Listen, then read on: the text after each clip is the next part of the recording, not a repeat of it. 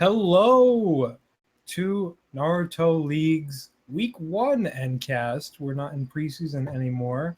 And with me is Gomojack. It's regular season at last. Yes. So we have quite a bit to talk about this week, but we can hop right into these matches, right? Yeah, we can get right on into it. First, we did have Cloud at Minato, with Yukito as Cloud's bench and Double Shuriken Kakashi as Minato's bench. Now, Minato actually had a random lineup because they didn't get the deadline on time. But good for them that it actually seemed to do fairly well, actually. Yeah, and I guess real quick, I'll cover who the teams have inactive benched. So Cloud has Raikage as their inactive. Minato has Rin as their inactive. Sage has who was it?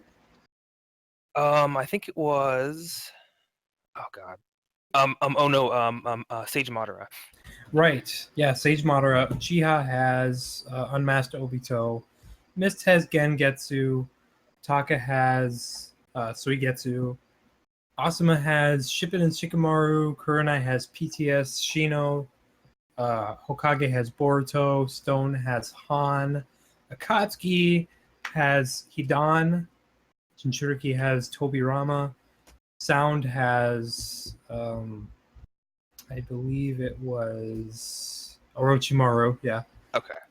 Guy has Neji.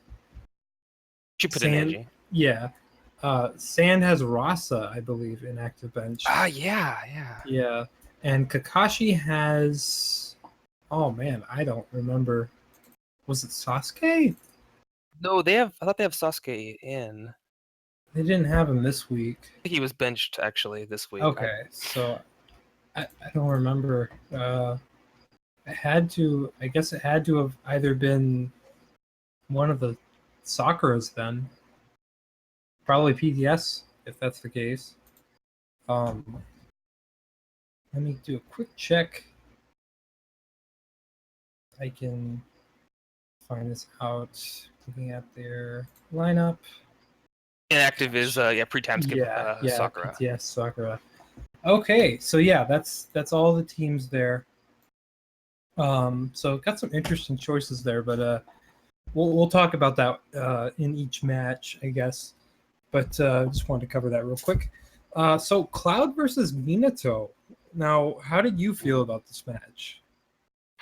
I wasn't sure how it would go, honestly, because of the I actually thought it'd be more in Cloud's favor just based on a lot of the boosts that Cloud gets from being on Minato's home map, which is mainly water, whereas Minato really didn't benefit as much just because really the only one that I think benefits is Kakashi or young Kakashi. Yeah, both. Both. And Double Shuriken.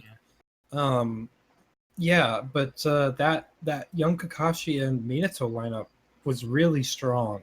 I feel like that won them the match, even though it was a randomized lineup. I think they got kind of lucky here, because that lineup has turned out to be pretty golden. I believe it. It wasn't a clean sweep, but I do think it swept Cloud. So that's pretty impressive. Sometimes random.org finds these hidden gems sometimes. Not that I recommend you to go with random.org, but fortunately it worked out for Minato this time. Not that Cloud didn't do bad. I mean, I just think it was some of the issues I felt were, I know Daru actually did use a few ults, but they actually missed, and a lot of it seemed to do with, or at least a few of them seemed to be because of the map and just the angles that he used them in. Yeah, Dario was a little weird this week, but I think that they can change that if they try to build like a chakra build on him instead. So then he might be able to get a similar effect to Ultimate Chakra Saver just without having it. So maybe that'll get him to play more like he used to. Obviously, some of the Ultimate changes are going to change some of how these characters fight, but for the most part, it seems pretty similar. Darui was kind of an outlier there, but I don't know. I think he was definitely the weak point for them this week, though. Yeah, I would agree with that. Which is unfortunate because he was in most of their lineups. Yeah, well, same with Udakata. Udakata was also in. Actually, Darui was in the last 2 lineups, and I think Udakata was in the first 2. Yeah. But all 2-man teams, no 3-mans. Yeah, that's interesting. It's interesting to see teams doing that. I mean, it makes sense from my point of view. It's always been like you can more easily get a strategy around 2 characters in this game rather than 3. So yeah, and the other thing too is if you have a character you want to see more often, there's a better chance of you getting those characters in, and when it's just split between 2 people as opposed to 3. yeah. So who overall did you think was the star of this match between both teams? I mean, I gotta say the young Kakashi Minato, just because of what they did. I mean, yeah, it was very impressive. I mean, even Minato landed a few ultimates even, and Kakashi landed a lot of Chidoris. I mean, boosted Chidoris. Yeah, I really liked seeing Kakashi perform. That was really nice. He was always a very solid member, even last season, even on the different with the new AI. He was definitely one of the Kenjutsus when he was on Kenjutsu, one of their best members. He even had a green bar sweep, I think.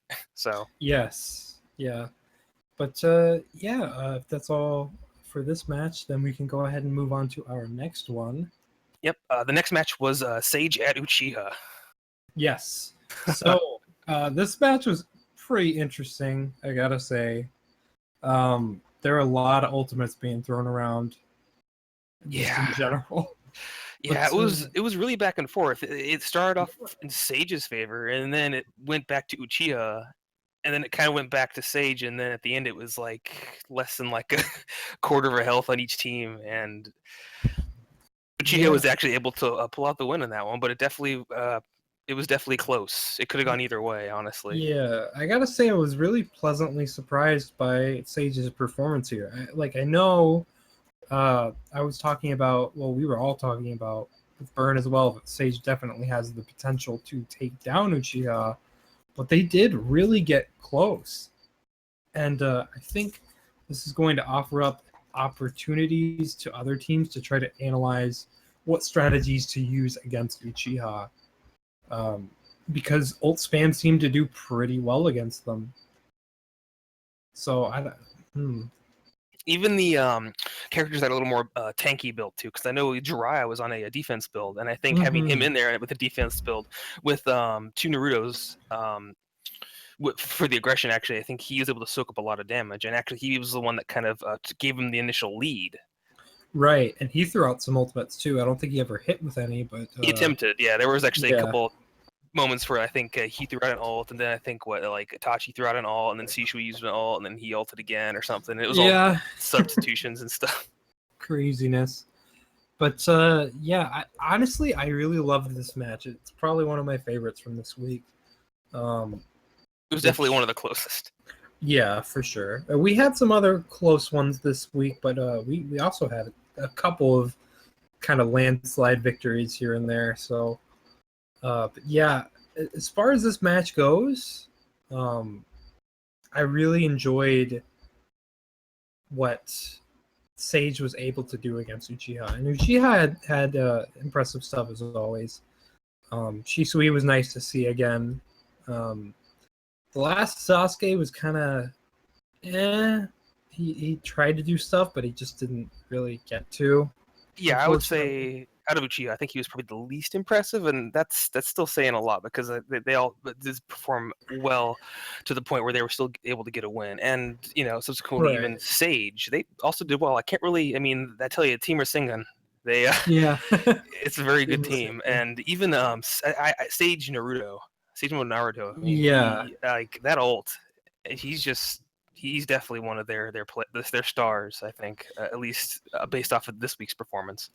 Yeah, he definitely doesn't spam it as much as some other characters, which is why I don't feel he was exactly nerf worthy.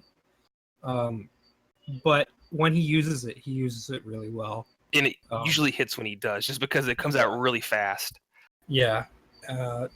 But yeah, I mean, I really Sage Mode Naruto was one of the highlights from Sage, and I enjoyed what Shisui was able to do. I enjoyed the little I saw of Itachi. That was nice. Because a lot of these characters we didn't really get to see from Uchiha in the past 2 weeks of the preseason. Mostly Shisui and Itachi, actually, now that I think about it. But yeah, honestly, really good match. I will say, probably it's unusual that we actually didn't mention Madara actually in an Uchiha match, because he actually didn't actually do as much as the others, because he was in the first lineup, and I think he was taken down by Jiraiya. So yeah, he didn't get to do very much. Yeah. So that's kind of strange. But yeah, I mean, Uchiha's shaping up to be a very difficult team, but at least Sage has shown that they're not unbeatable. Exactly, and a very strong showing from Sage too. Even if they lost, that's still, just what they were able to do is still a victory that they can actually use and then put more towards the rest of the season. Yeah, for sure. Okay, so if you had to pick one character here, who impressed you the most? I would actually probably say Jiraiya, because honestly, he went from being the character they were trying to remove initially from the team, and he wasn't the most impressive in previous seasons, but he's definitely proving his worth now, and he's actually one of my favorite characters of Sage just to actually watch, just because of his combos and everything in general. He is fun. He does work well with Sage Mode Naruto, I notice. So that was nice to see. I will agree with you. For me, it's either Jiraiya or Sage Mode Naruto as the standouts, because I don't know, they just keep surprising me, you know? Yeah.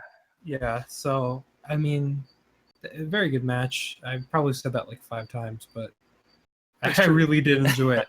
Yeah, so before we continue, we're kind of going to, depending on when this is uploaded, we might be getting into some spoiler territory for those of you who have not seen the stream, because the episodes are still being uploaded daily. So Monday through Thursday, an episode will be uploaded once every day, back to standard procedure. But yeah, so if you don't know, you can go head over to Twitch to see the past broadcast, or you can just stop here if you really don't want to hear the rest of it. I know I kind of said that there was a couple landslide victories, and maybe that was giving away too much, but oh well.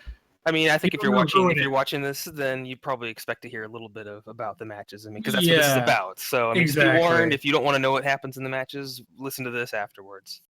Yeah, precisely. So, okay.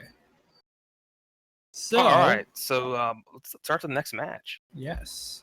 Which was Mist at Taka. Yes. So this is gonna be. I mean, this was a really awesome match. Actually, it was really cool to see Mist doing well. Especially Zabuza. That was really cool.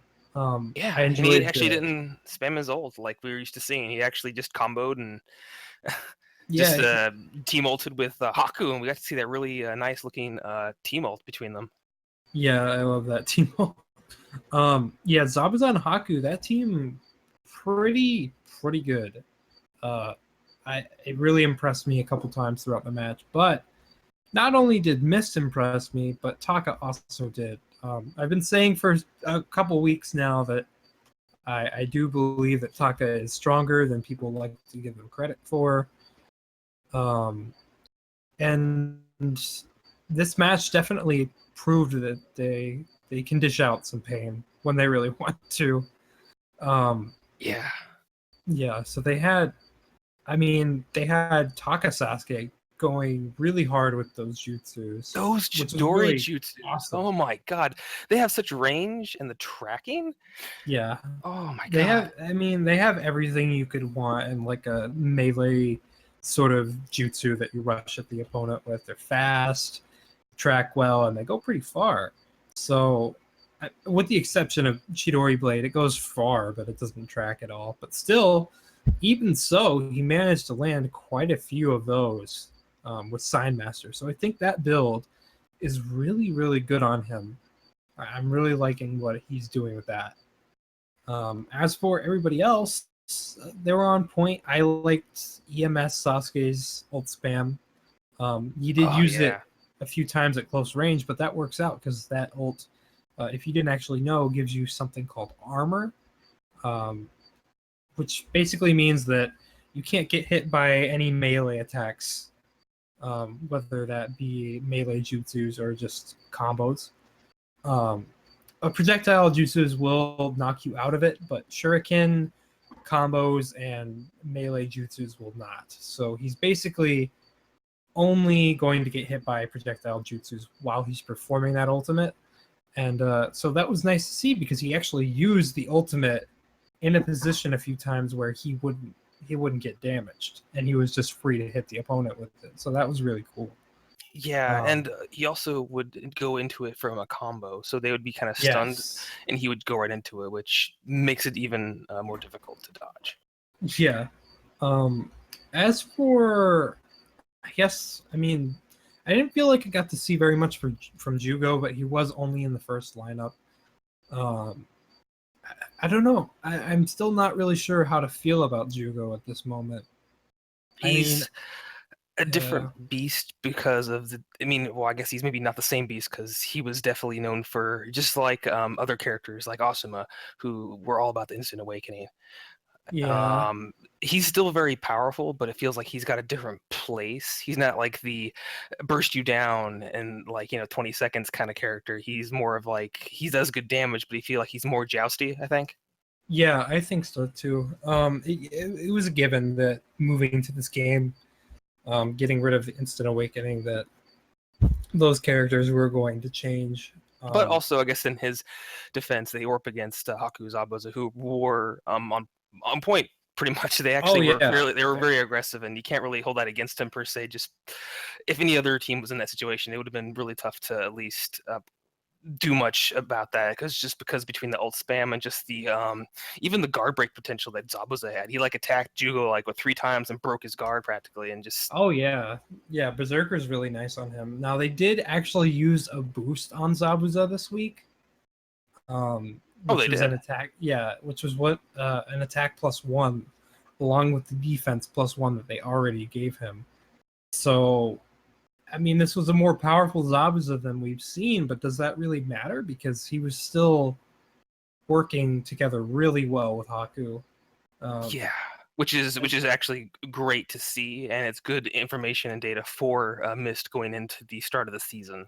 Yeah, for sure. And I mean, one more thought on Jugo. I'm not going to really say anything conclusive about him. I'm going to withhold judgment because at this moment, I believe he still has his grab. I could be mistaken about that, but I don't know for sure. But I have a feeling that that's the case. So, that could change. But Karin, also impressive, as usual.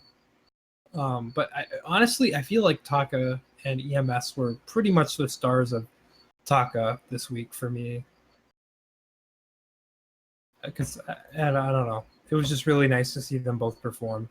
Oh yeah, definitely. It was nice from both sides. I mean, like I said, in this case, it did come down to the round 5 on both sides, so we still got to see the extent of each lineup, and that was very nice to see.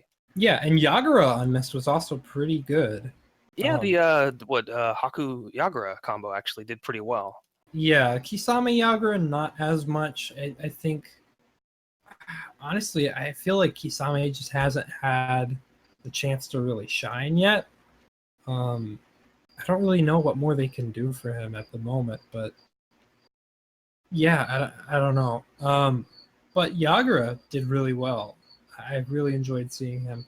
I think Kisame might have gotten off an enhanced jutsu or 2 somewhere around there. I can't really recall. He might have. He does like those shark bombs. So.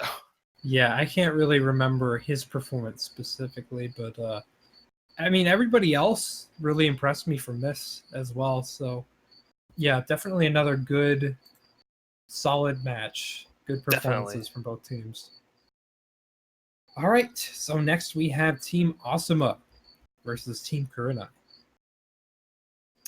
What are your feelings about this one? Well, I love Asuma, but I also really like seeing that Kurenai is actually doing really well because they've always had a hard time in almost every season, and it's really nice to Yes. see. And I mean, honestly, the double Kibas.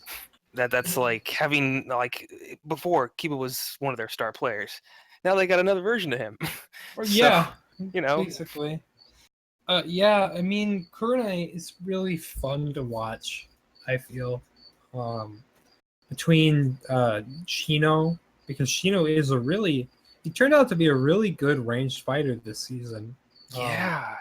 And just kind of going more, I guess, to like what he had. He actually had what Toxic Palm, right? Yes, And he was hitting those Toxic Palm like because his combos are so short. Like he was getting it off, yeah, and they would tag out and come back in and still have it. I mean, that consistent damage, I mean, is great on someone like Shino who thrives on like long lasting fights that just wears down the opponent.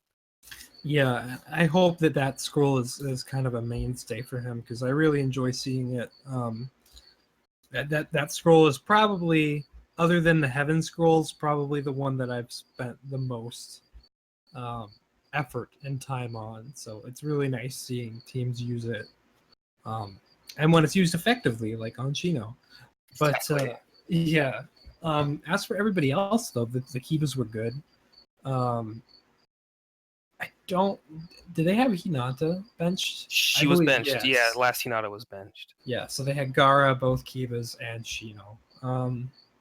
So yeah, I mean, mainly Shino and the Kibas were impressing me. Gara was also pretty alright, but yeah, as for Kurenai, that was what really impressed me. It's definitely nice to see them performing really well as a team, because in the past they've had this problem where they have like one good fighter, or one good fighter at a time that works fine, and then the rest of the team is just malfunctional. And it seems like this Yeah, season they have more of a cohesion, which is really good. it feels like they don't just have one like star. It feels like most of their members are all solid. Like you could say, like if you benched one, the team wouldn't really. It feels like it wouldn't suffer as much like it would before, like in previous seasons, where if they benched Kiba, it was going to be like, well, it was going to be more of an uphill battle for them at that time because he.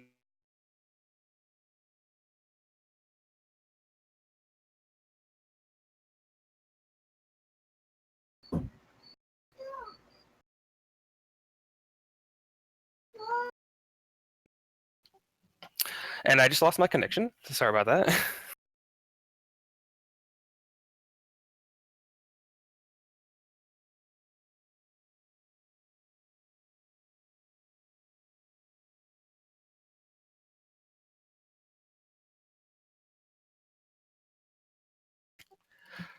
Darky, you there, Ben? Um, Hi. well, yeah, that was. Yeah, I lost my connection. What's your excuse? a small child banged on my door, so not the ones that I can do anything about. Um, Not the ones in your heads, right?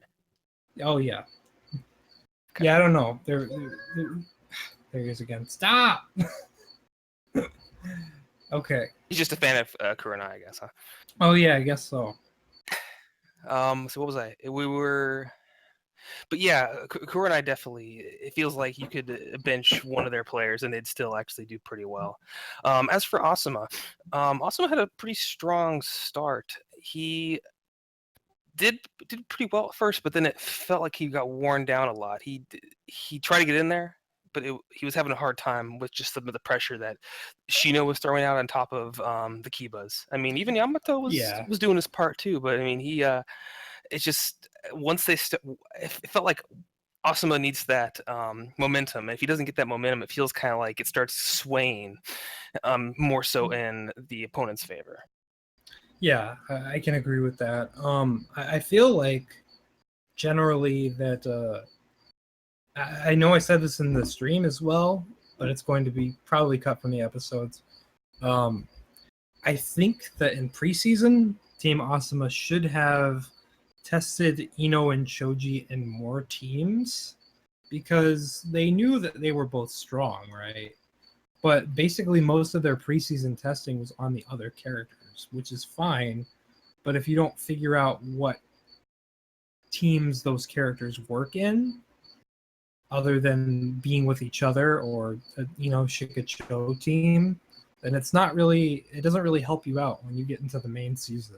You can see some of those cracks start to show, and it was really unfortunate because Ino was doing well. Yeah, plenty of ultimates as well.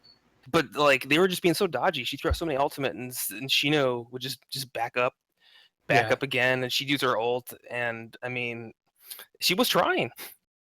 Yeah, I don't know. I mean, honestly, I feel like they did pick the wrong Shikamaru to inactive bench, but that's my opinion.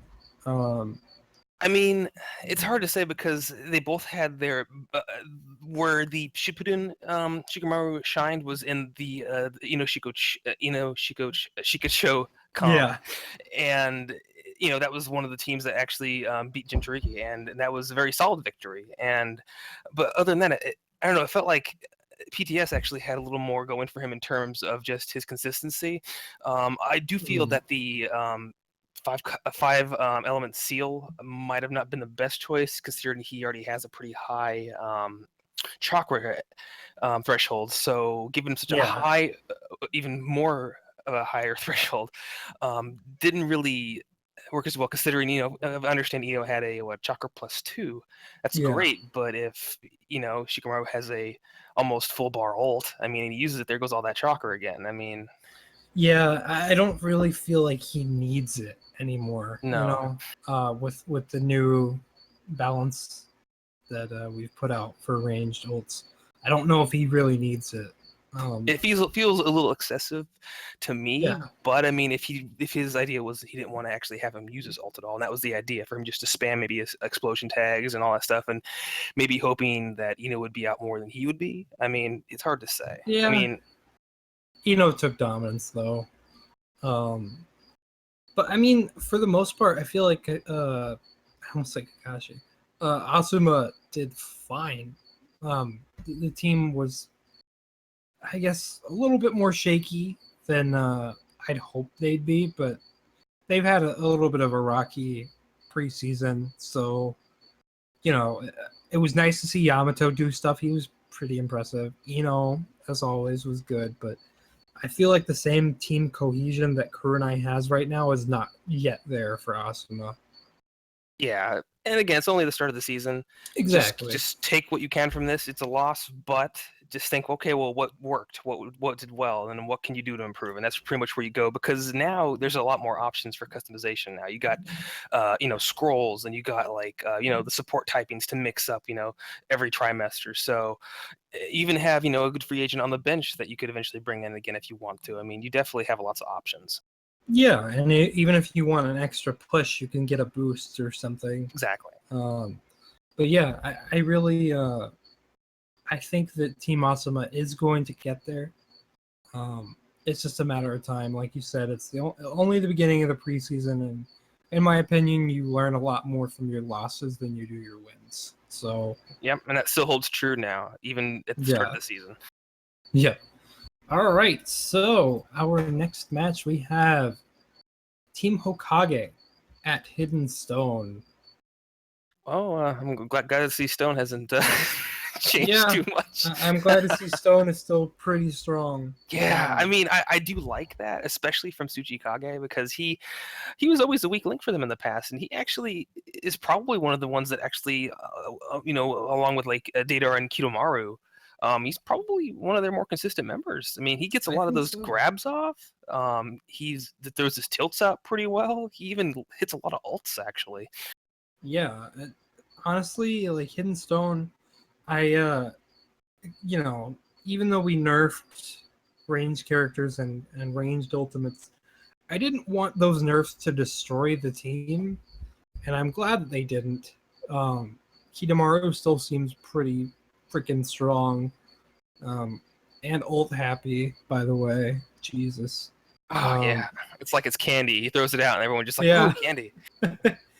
But I mean, I feel like that ultimate spam thing that happened at the beginning was kind of just like a, I don't know. I don't know the exact phrasing that I'd use, but I think it was just, I almost want to say that's maybe a little more on Sonata in a sense because she, yeah. I mean, being a very melee heavy character, Sonata. I think her support wasn't it Naruto, Hokage Naruto? Was that her support? Let me check on that. I noticed she would be trying to get in, and Tsunade is very aggressive. So I do feel like Kidomaru Yeah. is again very good against like hyper aggressive characters who like to dash in, and she was dashing in. And for most other characters, that's fine, but for him, a little restraint probably would have been preferred. Because I mean that kind of set the pace. She kind of dug a hole for Hokage, and then by the time I got to their last lineup, which was I think the first and Hokage Naruto, I mean they started to come back, but the hole was already deep enough to the point where it was really tough to get out of it, considering the rest of Stone's lineup.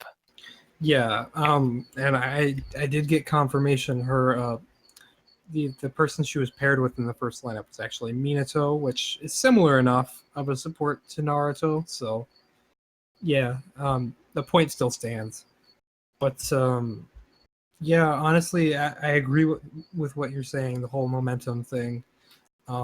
Stone is really proving to not be a team you want to lose that momentum against, because once they get rolling, well, And I they're do like know a boulder down a mountain. it's quite fitting, isn't it? Yeah. But I do feel like Stone is probably one of the teams that I know not a lot of teams. I mean, they do it, and it's a good way to throw people off. But a lot of teams don't usually expect a ranged character as a starter. And Yeah. since Stone has two of them, I mean, they could do that and still say, okay, we still got another one in the bag. It's not as big of a deal. And Kidomaru has definitely shown that he likes to be out, and he does pretty well. For sure. I am still really curious as to what Stone is going to look like next season, though, because I know for a fact that Sound is not going to let them keep Kidomaru next season.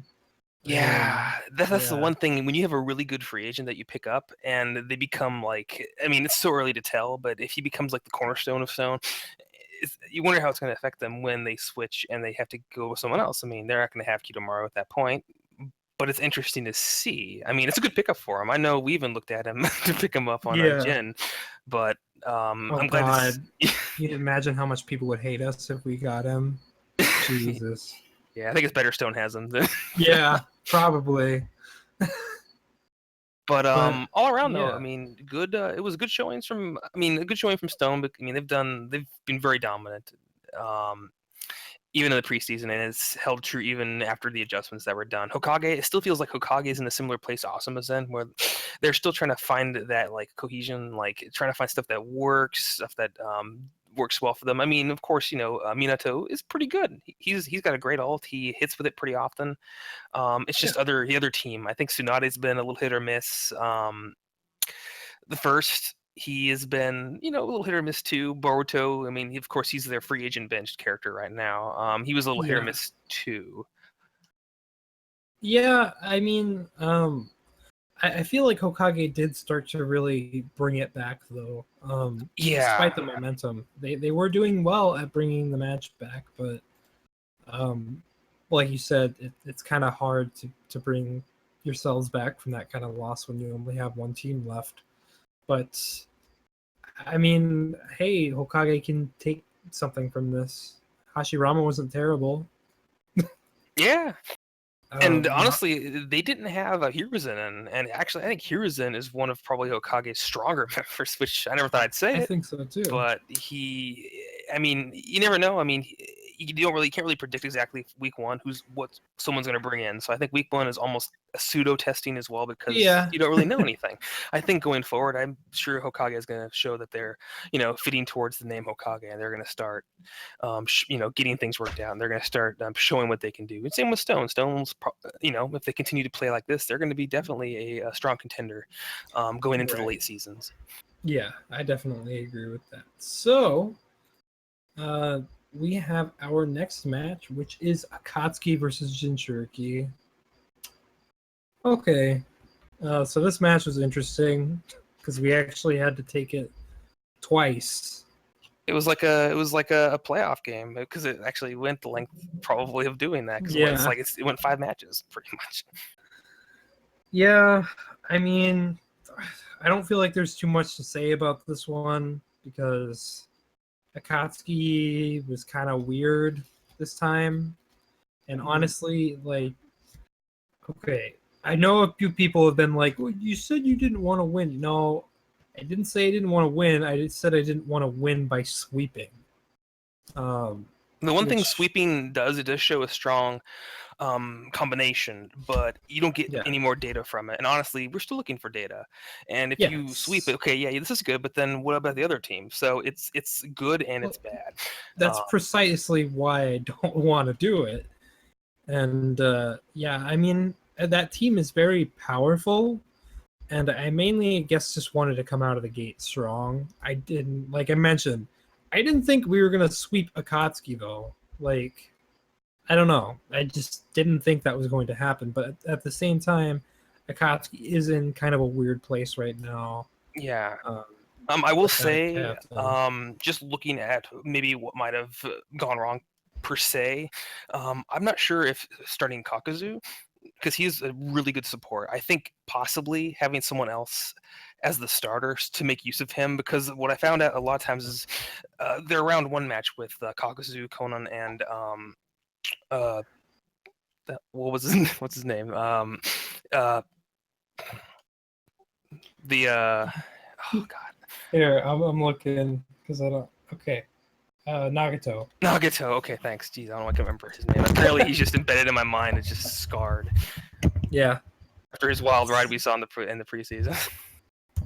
Yeah. Oh my god. But yeah, I think that combination it did well. It probably out of all the ones that showed up, they took that lineup down further than most other ones did because they had the pressure. They had the Kakuzu and the Conan ults, but then the supports. But then once the next lineup went in, I think it was Conan and I think Nagato and Toby, which I mean, Toby has a good ult, or not? I don't want to call it support type, in the fact that he drops bombs at their location. But if a team moves around a lot, you're not really going to hit it as often.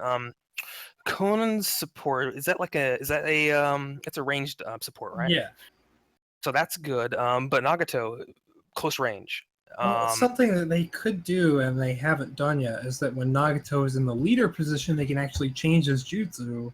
That's true. To the sure attack, which is long range jutsu. Which I don't think they've experimented with that yet. Yeah, so, and that, of course, is only when he's in the leader position, but it definitely would be a good choice, especially if he tags, and then they can make use of that ranged support jutsu as well. More often, yeah. Yeah, but I think it was just a combination of kind of the pace, basically what the pace that was set, and just maybe some of the pressure that they lacked once they lost Kakuzu at the beginning. Because he even in the previous season he was one of the best supports.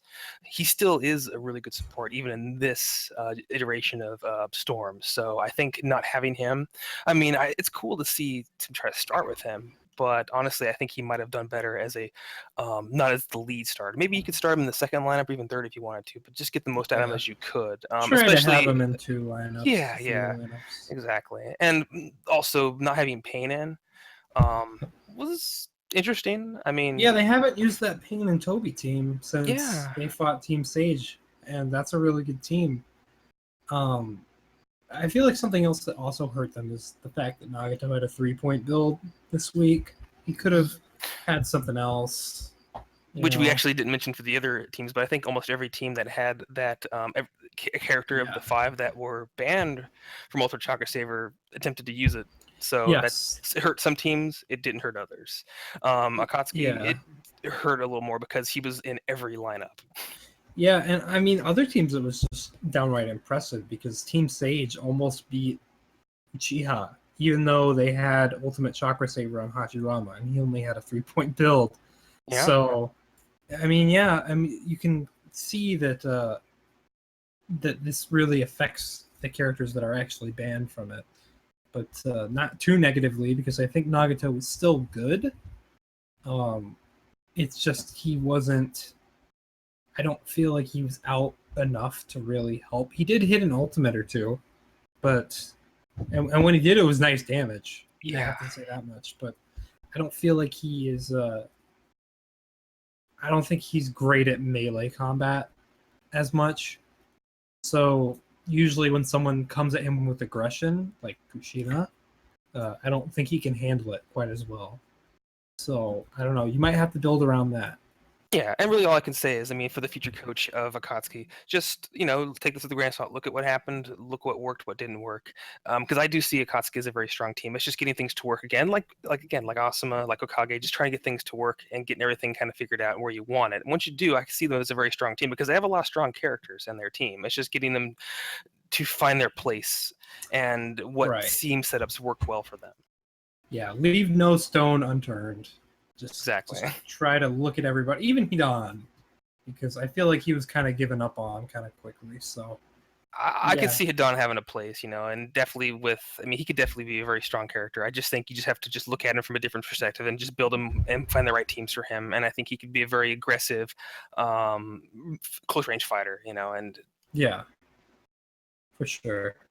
But yeah, so I mean, honestly, if you had to pick a standout character, it would probably be either Fu or Kushina. But for me anyway. But it's kind of beating a dead horse at this point. Yeah. But yeah, I mean, Akatsuki, Kakuzu, what little we saw of him was all right. Nagato was pretty good. I liked Conan. I wish that she, I don't know. I don't know if they need to try to find a good team for her is the thing, because she's really good. She has good potential, but yeah, I don't know. Just need to find a working team, I guess. Yeah. In just any gotta work case, the kinks out. Yeah, we have Sound versus Guy. That was interesting. That was something. Honestly, I really don't know how to feel about this match because, on one hand, Sound got really close to winning, but on the other hand, it felt like it was just weird. It was a weird loss because of that. For one, there was that Tuyuya derp that just came out of nowhere. Yeah, she had really good momentum, and then all of a sudden, just like she thought, I guess who she was facing was behind her, and then she wanted to play her flute a little bit. Yeah, I mean, I don't know. And you know what? That ultimate spam from Heavy Sasuke was pretty surprising as well. I liked that. But Tenten on Guy was really, really my God, surprising. Yeah, even in Melee, she did really well. And I mean, it's weird because in the preseasons, I don't know how often they used her, but I don't think she threw out many ults. In this match, she threw out quite a few and hit almost every one of them. But again, in the preseason, she had her melee disabled, so she's very different now. So that could really heavily affect her AI. So that's an interesting prospect. But right now, I mean, from this week alone, this could change. But right now, she seems like one of their strongest. Yeah, and this is considering that they had benched Shippuden Lee this week. Yes. Yeah, if Lee and Tenten were in, oh god. So yeah, Guy definitely shaping up to have more star players here. If Tenten keeps up this consistency, which by the way, I will say for Sound, I think they have started to figure out now from this match, at least I hope so, what Tayuya's counters are. For one, it seems like heavy melee aggression that gets in between the puppets and her, because if you can get past those puppets, there's not much she can do to you. And also other ranged fighters that aren't like Utakata or something, because while her projectiles are pretty strong and quicker than Utakata's, they're not they have the same weakness that Utakata's did, Yeah, where like the range is Toyu, not there. where Tamari, 10-10 just tear right through them and go right through those.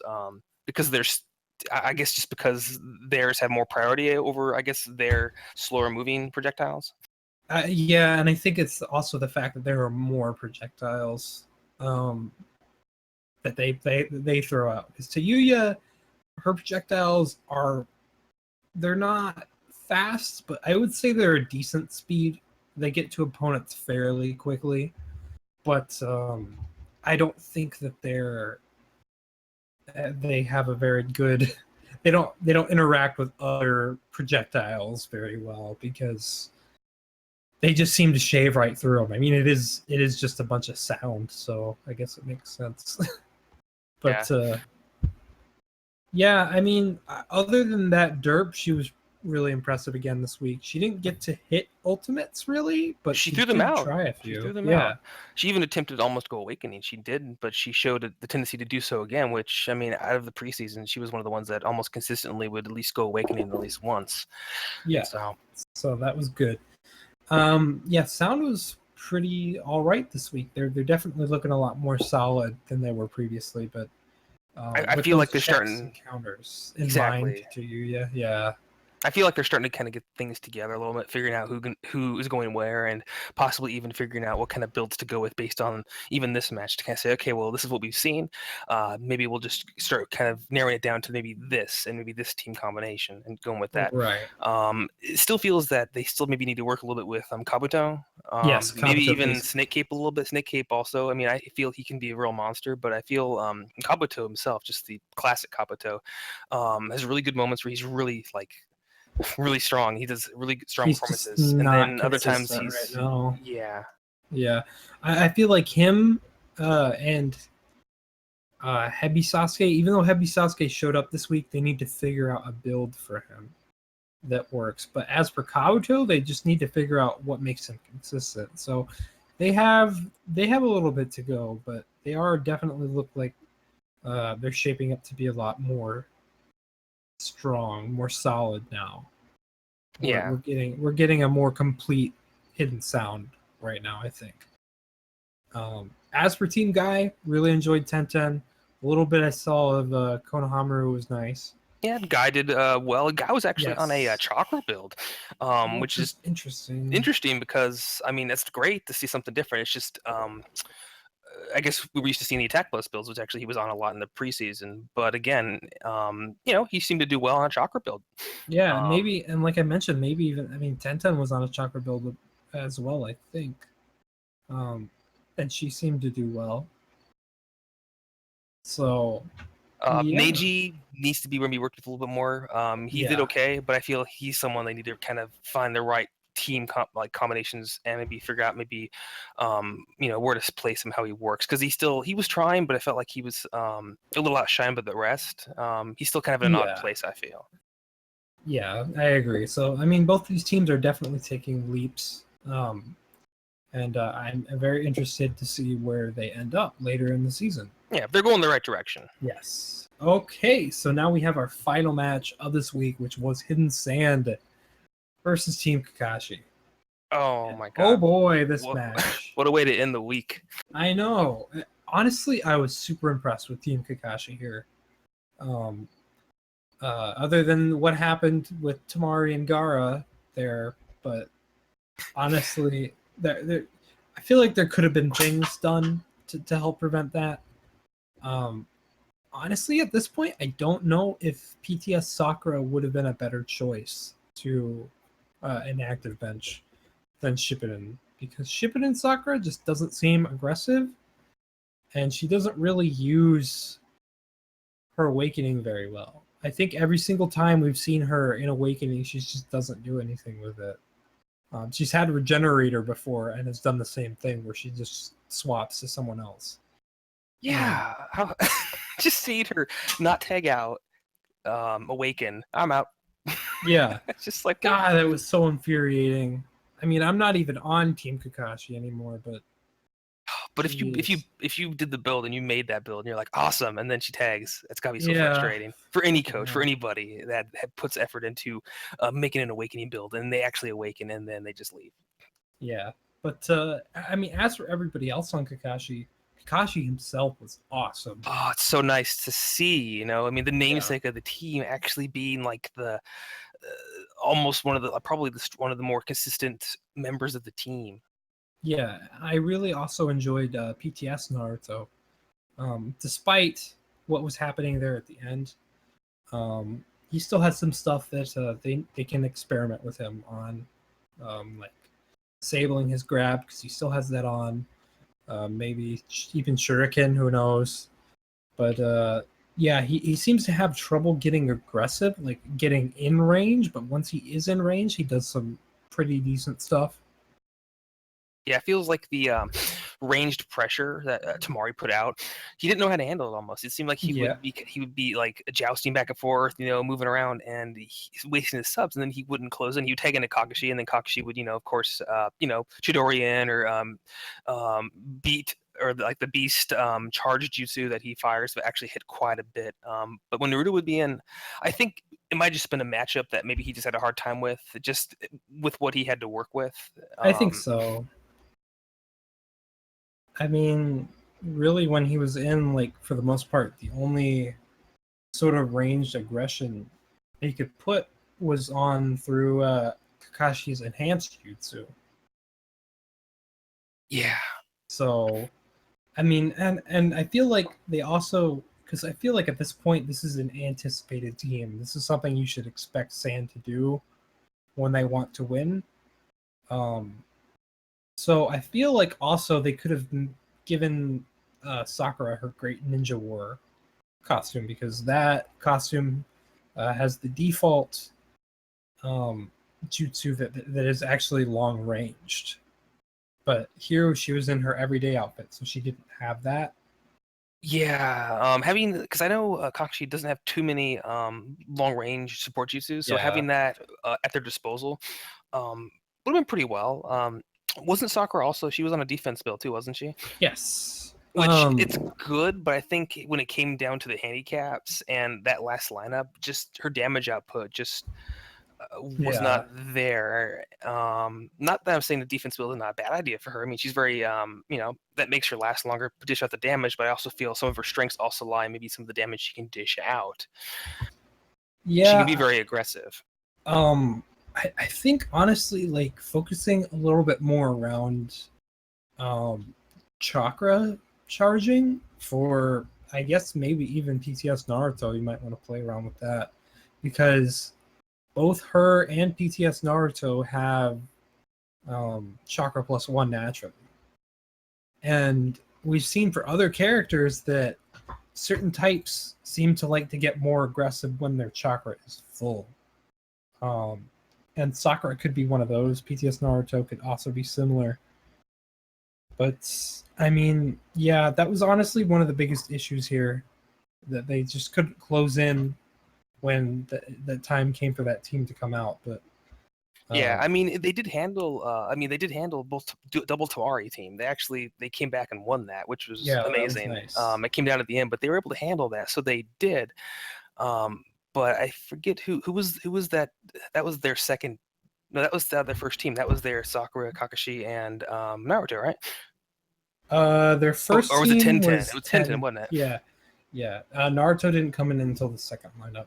But yeah, 10-10 was also kind of weird. She was weird at first because she was actually not doing much, but then as the match went on, she did actually hit quite a few ults. Did throw her shurikens out pretty well.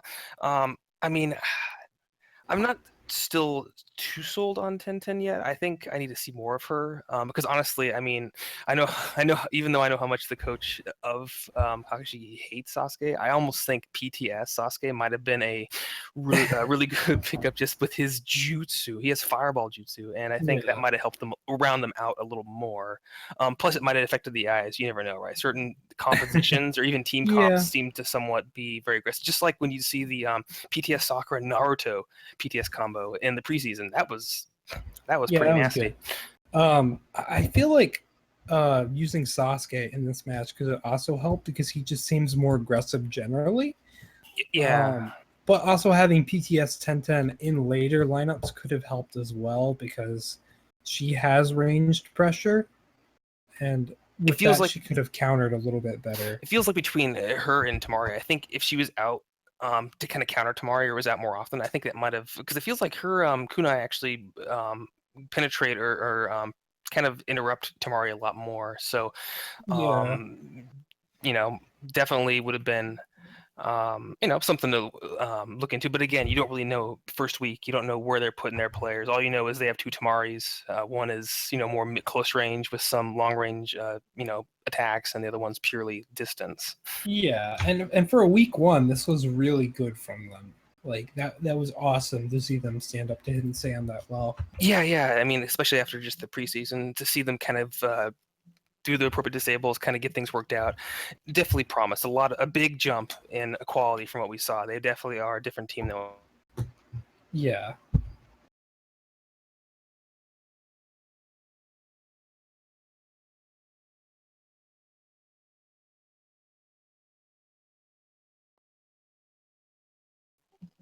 But the Sand, on the other hand, Sand. Yeah, Sand. It's not taking anything away from Sand. Sand did well, and that team, that Gara Tamari team, I mean, it's showed consistently that it's a very strong combination. The rest of their lineup actually wasn't too bad. What was? I'm trying to think. I know they started out with Konkoro and PTS Tamari, and then they had the double Tamari team after that. Konkoro, I'm not sold on him yet. They didn't use him very much in the preseason either, did they? No, I think he was only in a couple weeks. So I mean, he's got ult spam potential that we've seen from him in testing and stuff, but he hasn't really shown that much. I don't know if him or Rasa would have been a better choice. Yeah, I mean, I was honestly a little surprised about the Rasa. Because I like Rasa as the character that we showed that he showed, and honestly, having maybe another like Gara-esque character to kind of round out their team, which of course consists, you got two Tamaris as it is. But I mean, it's nice to see them trying to work with Konkoro and see, because honestly, you never saw much of him, and he wasn't really much, in the previous seasons. So yeah. Maybe not as a starter. Maybe he might be better as a support position at first, and then leading into a starter. It's hard to say. You don't really. I don't know. It's. He could be better if he is leading with a different ultimate. Who knows? But yeah, honestly, in Sand, their team was good. Honestly, like other than the Konkoro thing being kind of shaky, they weren't messing around here. No.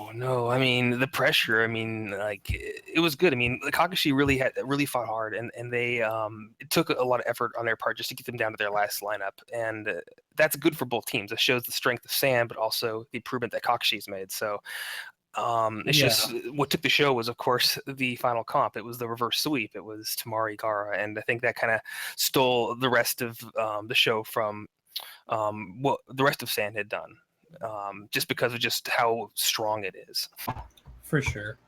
But yeah, I think that is the end of our discussion on this week's matches. So next we can move into questions, which I guess I will take over this time. So are you ready? Yeah, I'm ready. Okay. Our first is from Shadow Soldier. He says, 2 quick questions. 1, as of yet, have any teams done better than you have predicted?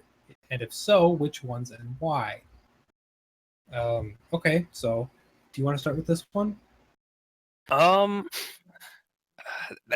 honestly tough for me to say because a lot of the predictions came from preseason, and a lot of times teams in preseason aren't usually using or putting all their cards on the table. They're just testing a lot of times, seeing what works. And honestly, if we were using Storm 4 from the last season, you'd be like, well, okay, there's a big improvement from what we saw before. But all we can go off of here is what teams we were used to last season. Like I said, Beam 1 would be Kurenai. Mm-hmm. I could say Kurenai because they've never really been a big force per se. And now, even in the preseason, they did rather well, and it continues into the regular season. And it's great to see. I can't say I predicted it because again, I had no idea they were going to be that way. So I still think it's maybe a little early, at least for myself. Maybe you have a different opinion on it, Orange, but going off of last season, I'll agree on Kurunai. But if we're basing this solely on what we saw preseason, as opposed to what we're seeing right now, Team Guy has surprised me this week because they didn't have Lee in, and yet they still did really well with 10-10. Yeah, so that's that was true. Surprising to me. Did better than predicted they would do. Yeah. Somebody else, I guess, would be Hit and Miss. I mean, in general, I feel like Hit and Miss has surprised me a lot. Even coming from preseason and last season. Just in general, they've surprised me a great deal. Which is great because I love that team. But yeah, honestly, really surprising to me. So they're going to have to be Team Guy and Hit and Miss so far for me. And his second question is, which of these two scrolls do you consider to be better? Molten Palm or Toxic Palm? Many people seem to think that Toxic Palm is better. Would you agree? Why or why not? I mean, well, I don't... They're very situational. Yeah. Honestly. We intentionally tried to make them so that one was not inherently better than the other because originally the very basis of Toxic Palm just seemed to be better than Molten Palm. But, with all the balancing that we did, the poison is very slow damage. It lasts a while, but it's very slow.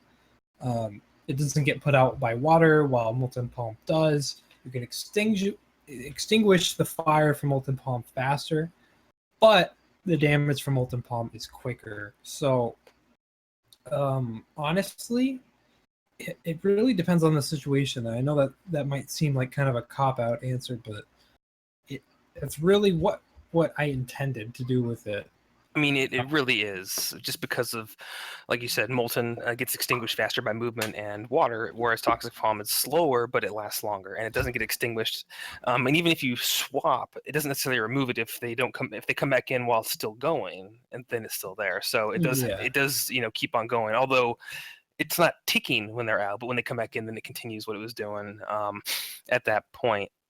Yeah, if I had to pick one scroll, really, though, that I thought that is better for general use, it's probably Toxic Palm, just based on the fact that it can fit into more situations by default.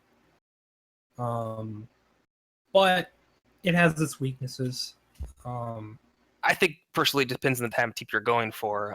If you have a very aggressive team that really just gets the damage out and you just want to just burn the team down, I mean, naturally Molten Palm I think fits pretty well with that mentality. You want to get the damage out quickly. You don't want to let the match go on because, like, for example, if you're against a team that is a lot of range and their matches can drag on, well, maybe you don't want something that just slowly dwindles their health. You want something that takes down their health faster. That's probably something you consider. And again, situational. It's hard to say. So again, it's not a matter which is better. It's just, I think it's all a matter of how the team utilizes it and in what situations they do. Yeah, and what your team, you feel like what your team would use better is very important. Okay, so we have one more question, and that is from ZZ Buzz. So, he has a few questions. After week 1, which character teams do you think seem the most deadly? Lineup specific, not something like Jinchuriki. So he means just like a full team, just a whole team. No, not a whole team. He means like a Fu and Kushina combo, like that kind of thing. Like, what combos do we think are the most impressive? Okay. Currently, Fu and Kushina, Gar and Tamari. I really liked the Kakashi and Minato team we saw this week. Trying to think of a few more. Zabuza and Haku was really good. I liked that a lot. That's a pretty strong one. Taka's EMS and was it Karin or was it EMS and Taka Sasuke? Both have done well. Honestly, like both of those things have done pretty well in my opinion.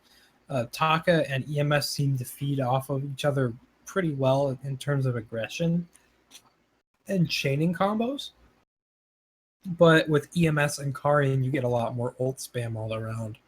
So Taka is tricky with that because they have a lot of good team combos, in my opinion. Yeah. Another one that comes to mind is the random.org's Young Kakashi / Minato combination, Yes. actually, which it could have been just a one-time thing, but at least based on week 1, that seemed pretty strong. Pretty good, yeah. Akatsuki's Pain and Toby. Yeah, from the preseason, Yeah. If we go preseason, I'd say even PTS, Sakura, and Naruto. That was actually a really strong combination, too. Good. I also enjoy... Damn it, I just had it. I'm trying to think. Oh, I like shit. What was it?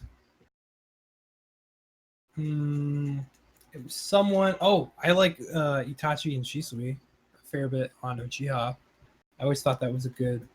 I don't think they've ever been in like a single lineup together, but I feel like they work well. I think in the preseason they were, but at least week 1, I think they were together, but they also had another member on the team with them at the same time too, which I think was Wanderer Sauce, right? Or not Wanderer Sauce.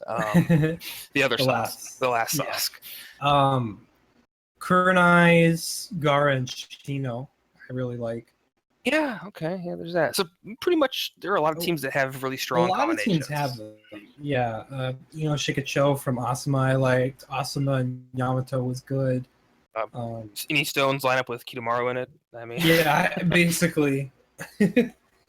But yeah, I mean, a lot of teams have these sort of combos here. Hokage has Hiruzen and Minato that I liked. Team Guy, Lee and Guy. Cloud. I like Bienu Takata, but I don't know if it's that powerful. So yeah, I mean, if you really dig into each of these teams, you can really find at least once that a team will stumble upon a really good team. A nice standout performance. So, and a lot of teams do have it. I mean, which is really good to see this season. That's awesome.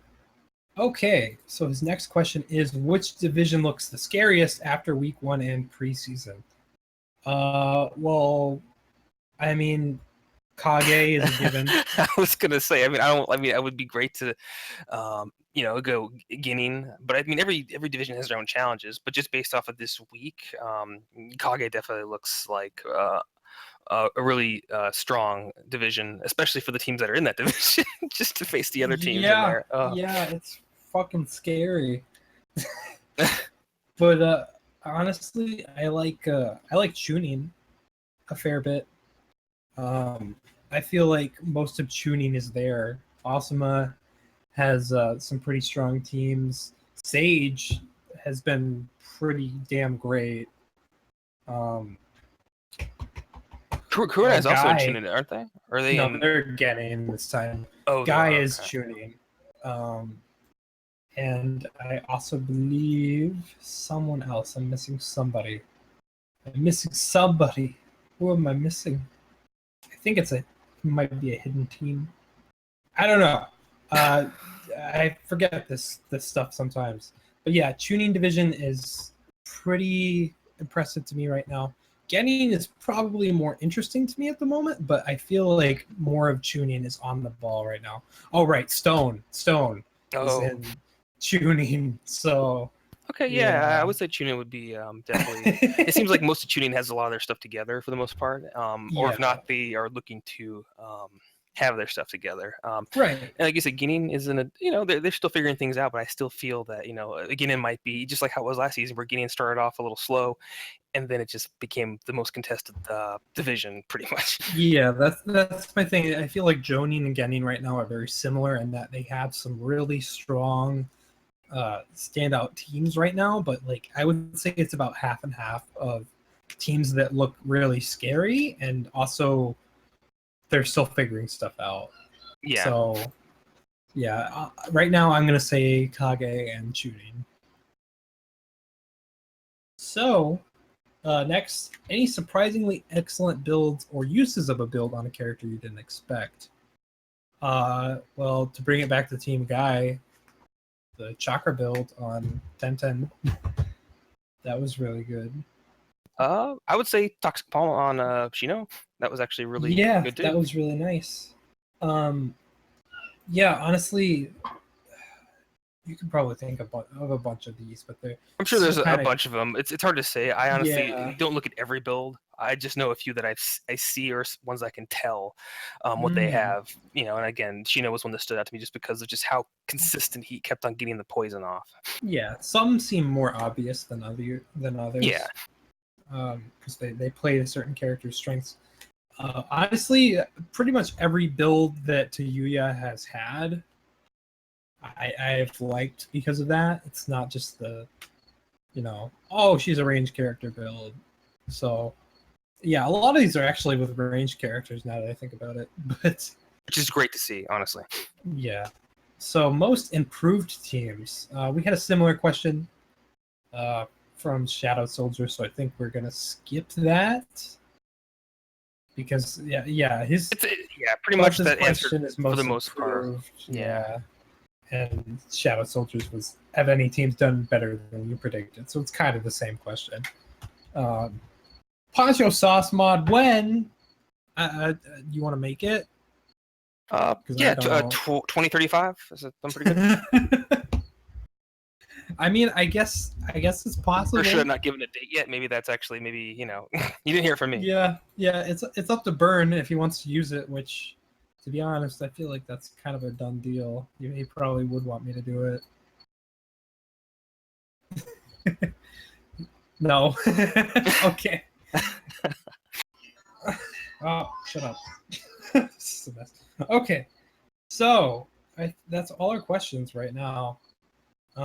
We can finally move on to predictions. All right. So first up, we have Sage at Minato. Sage having benched Sage Kabuto, and Minato having benched Double Sharingan Kakashi, which is the ones they benched this last week. So both of those will have to be in. Yeah. Well, I think right now I'm going to say Sage. Well, hello. Hi. I'm gonna join you guys for the rest of this. Okay, because I mean, there's predictions. A wild burn appears. Yeah, I've been recording this whole thing and kind of laying down because I haven't been feeling well today. It popped up. Food poisoning, all of that. Yeah. I am going to say Sage because they impressed me more with their near victory to Uchiha than Minato has. I think that's fair. Yeah, I would say the same thing just because Minato's lineup was, again, a random lineup. It's hard to say. We'll see how they do this coming week, and opinions may change. But again, I'll go with Sage based upon the fact that they did so well against Uchiha. Yeah. So next we have Sound at Taka. Sound is going to have to be bringing in Wanderer Sasuke, and of course Taka's bringing in the last Sakura. Yep. So I feel like Taka definitely has the upper hand here, but there are a few variables here. I'm not going to really talk about them, but Wanderer Sauce seems like he's showing potential. But, you never know. He hasn't really shown potential that often. It's only been 1 week where I was like, wow, he's actually doing pretty well. Yeah, so a lot of the other times it's kind of been meh. Yeah. Similar to like the last Sasuke. Exactly. And the last Sakura has also been kind of hit and miss. So honestly, I still would probably give it to Taka because they seem like they have their stuff together a little bit more, and a lot more actually, and they're just stronger right now, in my opinion. But Tayuya is something that they definitely have to watch out for. Yeah, Tayuya and specifically around. Hebi Sasuke, because that's a really nice long range combo. Yeah, so I'm gonna say Taka. Oh man, I'm gonna go with Taka. Although if Sound has their say in the matter, I mean, if they want to prove me wrong, then by all means, I definitely I could see them winning. It's just hard to say. Again, I feel that Taka has a little more together than Sound. Sound's still figuring things out, and they're getting close to the point where I think they got it. But I think next week we'll see what they've been able to take away from this week's match, and then we can probably get a better idea of kind of where they're going from there. Yeah, I definitely think it's going to be a good match either way. So, next we have Jinchuriki at Kurenai. Jinchuriki has to bring in Obito, and Kurenai's got to bring in the last Sonata. Honestly, like with how Kurenai has been shaping up, I'm a little bit more nervous for this match than I would have initially anticipated. Yeah, it feels like obviously, yeah, they're strong. They're a strong team, but I know they can beat us. But obviously, my vote is going to go to us. It's just clear as day. And I'm Darky's +1, so it's going to be whatever it says. Basically. Yeah, well, shut up. I'm going with Kurenai because screw you guys. No, I mean, all that aside, I really do think they could do it. No, they can do it. It depends on who they bench, of course, and if their characters are as impressive as they were this week. But they'll have a hard time. But you know what? That streak is going to end this week. Yep. All right. What, Kurenai streak? Is that what you're talking about? No, Jinchuriki's streak. You OP bastards. Yeah. Okay, next we have Akatsuki at Stone. I'm going to go Stone. No, Akatsuki does have to bring in Pain. I'll just mention it. That's true. And then Stone has to bring in who's Stone? Roshi. Roshi. Yeah. Yeah, Stone. The Roche. Wait, I can't use that. Shit. It's from DBZ. You can. Okay, the Roche. There you go. Yeah, he's the in-league Roche. Yeah. So I mean, technically, he's not only called Roshi, but also his Jinchuriki's called Goku. So I mean, Son Goku, yeah. Yeah. I mean, you have every right to call him that. Honestly, it's not a hard choice for me because Stone is obviously looking a lot more solid at the moment. Yeah. Even with Pain in there, it's hard to say. Stone is just very, very consistent right now. They're very powerful. Mm-hmm. Even if they bench Kidomaru, it would still be an uphill battle. I think it'd still be very tough. But again, especially because Akatsuki's also going to be getting a new coach, and it depends on I mean, when you coach, you got to get familiar with the team and you got to work with it a little bit. So it might take a little bit to get Akatsuki going again. But I mean, I just hope it's a good fight. I just don't think it's gonna end in Akatsuki's favor. Yeah. Stone is rock solid. On to the next match. They open up so many fun opportunities. I love it. Yeah, it's great. What's the next match? Cloud at Sand. Okay. I don't have this shit open. Cloud's got Yugito they're bringing in, and of course Sand. Let's see, Sand has Danzo. Yes. The douche. Ooh. The douche. Well, if Sand uses that same fucking lineup that they used this week, then probably Sand. But I don't know. Cloud has a lot more range, pressure, and aggression than Kakashi has. Because they have Darui, they have Yugito. Yeah. And despite Darui not doing as many ults as he used to, he still tried a few. Yes, he tried did. 3. They just unfortunately didn't hit at all. Yeah, and like I said, they could build chakra and try to get a set. Honestly, going back on their match, I kind of wish that I saw B more. Yeah, and that's true. B was pretty good. Maybe Utakata a little bit less that match. Mm-hmm. Yeah, definitely they need to not have Utakata in against Sand. I think that's pretty much a given. I mean, coming from our experiences, of course, Utakata is definitely a lot better than he used to be, but he still has the same situation where he sometimes can be more of a detriment sometimes with how his playstyle is. He can just dirtle. Yeah, I think he's going to have the same problem that Tuyuya versus Tenten had, basically. Yeah. So I'm going to say probably Sand. but it's not like I don't think Cloud can win. I just think Sand will probably win.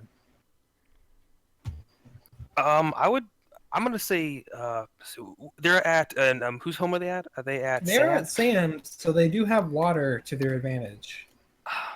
I'm gonna say Cloud then. I mean, it didn't help Cloud at this last match, but I will say Cloud because that does help them, and I feel that after this week they'll have a little more data to work with, and we're probably going to see again probably more of others, and plus they got Yukito. Yukito is a very strong member of their team, and she's very quick. Plus her support jutsu, so I feel that may help a lot against the pressure that, of course, Tamari's dish out. Yeah, that's fair. Okay, so next we have Team Guy at Hidden Mist. Well, Hidden Mist is home. Mist is going to have Hat in. Yeah. And was the other one was Guy had Lee benched. Lee, of course. Oh. Okay, so this is going to be extremely close. Yeah. Because of how salty I am and how our match actually went, I'm going to have to go with Guy. Because that Lee Guy combo, which I'm 90% sure is going to be in there, is really ridiculous.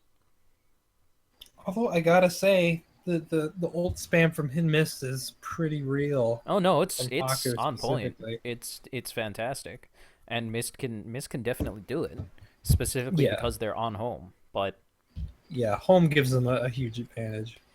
I mean, Lee and Guy are going to be in, and that is going to be super hard. So I got to choose one. Yeah. You said this was at Guy, right? This is at Mist. At Mist. So Mist has the home field advantage in all that water. I'm gonna say Mist personally. Like Burn said, I think Guy can do it, but Mist does have that distinct advantage, and from what we saw from them this week, they definitely are starting to figure out their strengths a little bit more. So, yeah, I'm gonna say Mist.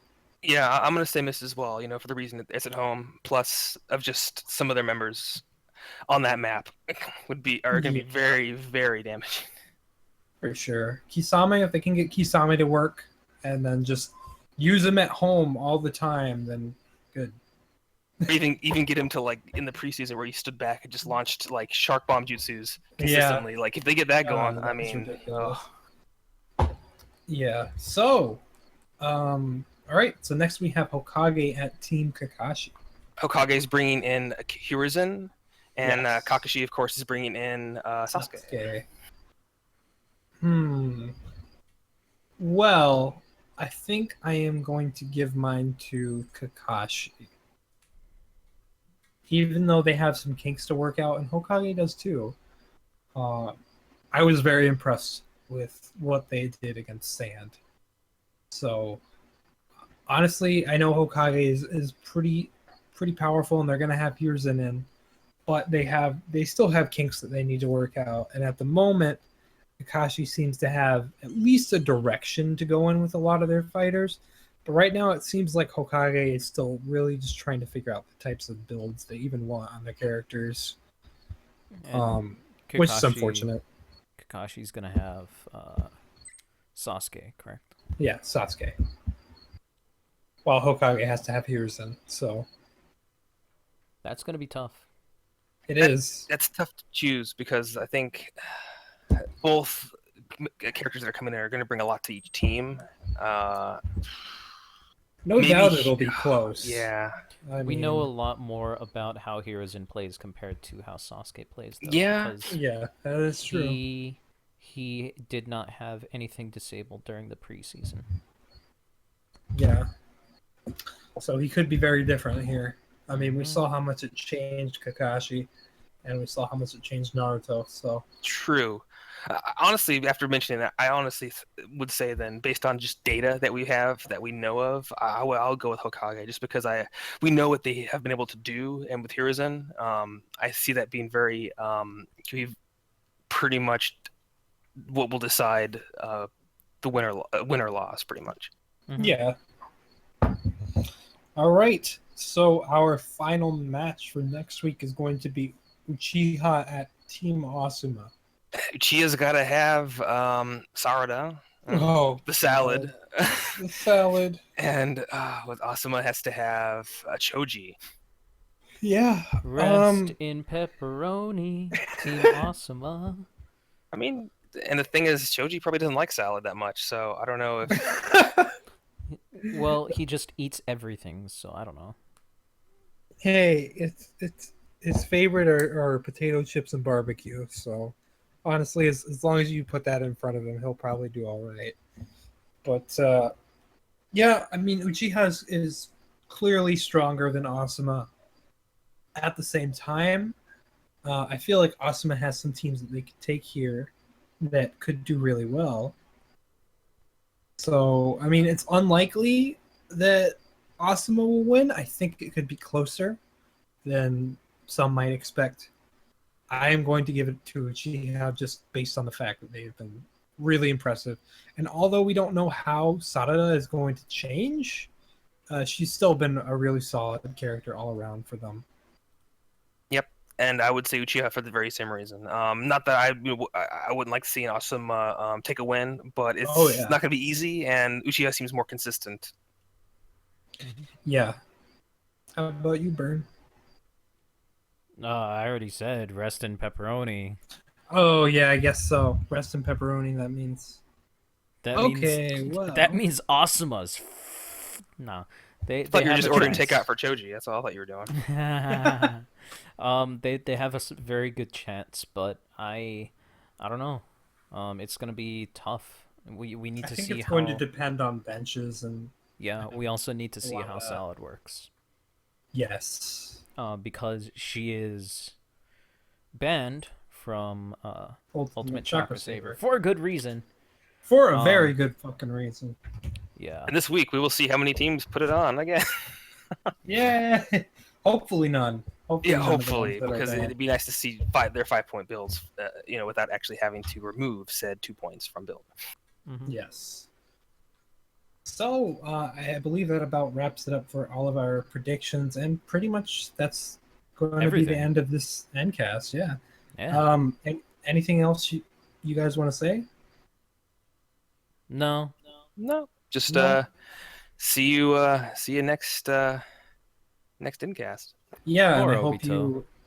Yeah, for Obito. I've tried not to pay attention to that. It makes me sad. I hope you enjoy the rest of the season now that we're in the main season. So take care.